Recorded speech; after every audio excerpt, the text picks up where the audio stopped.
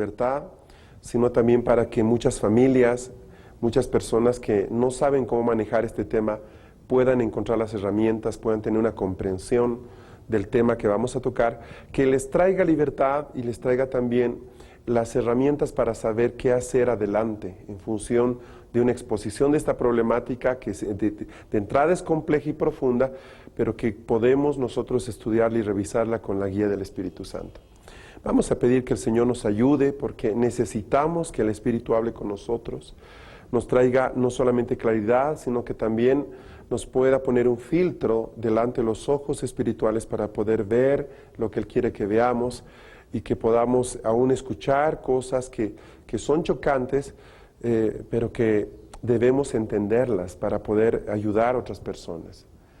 Yo les voy a pedir que nos unamos todos, no solamente las personas que ven este material, sino todos los que estamos aquí en este set de grabación. Padre, háblanos con amor hoy, háblanos de tu corazón, háblanos y ayúdanos a que los velos o el velo que está sobre el corazón y la mente de mucha gente pueda ser removido en el nombre de Jesucristo. Padre, nuestro deseo es de que la verdad se exponga desde un lugar alto, Señor, y de que las personas que están sufriendo sin entender las causas puedan, Señor, no solo recibir refrigerio y sanidad, sino también reciban comprensión y libertad. Padre, esta es una palabra, una enseñanza que viene motivada por el amor, no por el deseo de contención, no por hacer daño o por hablar duramente de algunas personas, sino por tratar de que tu amor llegue a esas personas y puedan ellos encontrar la fuente de vida que nosotros un día hemos encontrado. Padre, pedimos tu Espíritu obrando sobre todos los que estamos acá presentes físicamente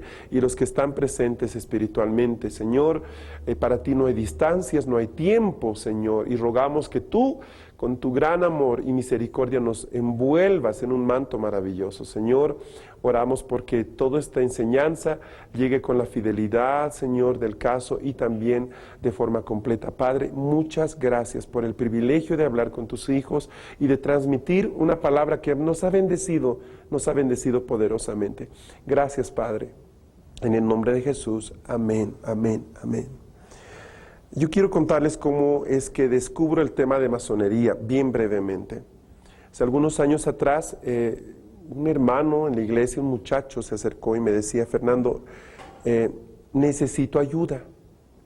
Mi padre es masón y yo no sé cómo acercarlo al Señor. Yo hasta ese momento no tenía una comprensión clara de lo que era la masonería. Entonces le dije: déjame preguntar al Señor cómo podemos ayudarlo.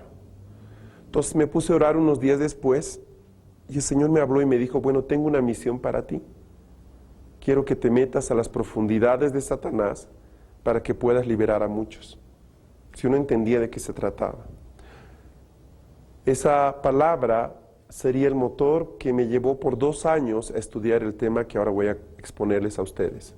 2 años muy duros, no simplemente porque para mí fue muy duro y decepcionante darme cuenta de que como parte de la iglesia ignoraba un montón de cosas que tienen que ver con nuestra historia como iglesia. ¿Por qué?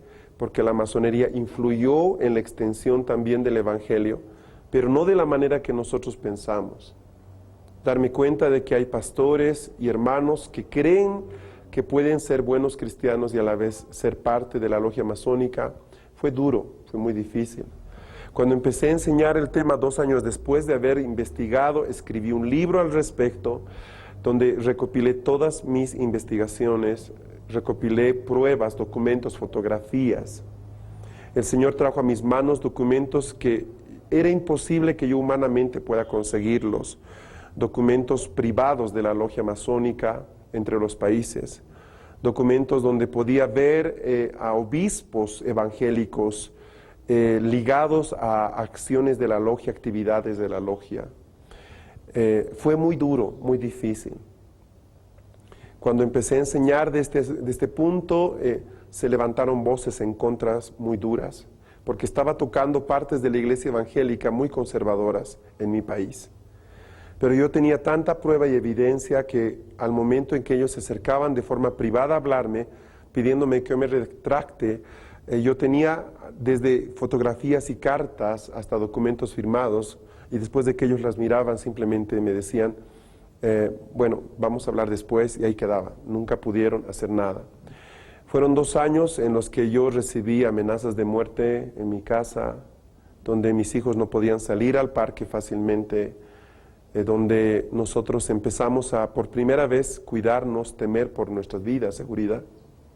No fue sencillo cuando empecé a hablar por radio de este asunto, porque estaba hablando de gente de gobierno de mi país.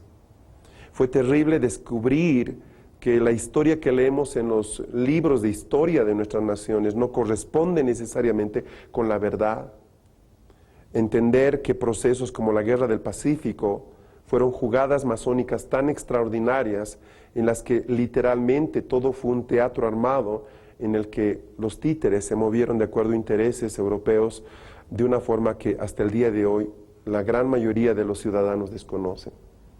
O sea, fue un replantearme muchísimas cosas, de verdad que sí. Y el deseo de enseñar este tema en esos primeros años no fue básicamente el confrontar a la iglesia, sino de ayudar a personas que estaban sinceramente engañados, por un lado, y por el otro lado, tratar de colaborar con familias de cristianos sinceros que tenían familiares masones y que no sabían cómo ganarlos. En el caso en cuestión del muchacho que vino pidiendo ayuda, el padre murió tiempo después de que empezamos a orar por él. No tengo referencia de que él haya conocido al Señor. Pero pude entender de que estábamos entrando a un terreno muy complicado, que requiere gran entrenamiento intelectual, entenderlo a fondo, pero que también el Señor tiene un tremendo amor por personas que hoy día están en velos de oscuridad, que los aman, por quienes ha muerto en la cruz, y que como iglesia tenemos la responsabilidad de alcanzarlos. Ese es el deseo, así fue el inicio de por qué enseñé este tema, fue uno de los primeros seminarios que compartimos como Ministerio Querigma. Y han pasado más de 10 años desde ese día que lo compartimos por primera vez, y todavía yo le agradezco al Señor por el privilegio que me dio de conocer un poco de este tema. Voy a empezar este primer módulo explicando o intentando explicar de forma coherente y documental qué es básicamente la masonería. No es sencillo y le he puesto como título Masonería entre sombras y luz, porque aunque es un movimiento que gira en torno a una devoción a la luz como elemento de comprensión, como elemento final de búsqueda a la luz, la gnosis, el conocer, hay tantas sombras o quizás más sombras que luz que hacen que la gente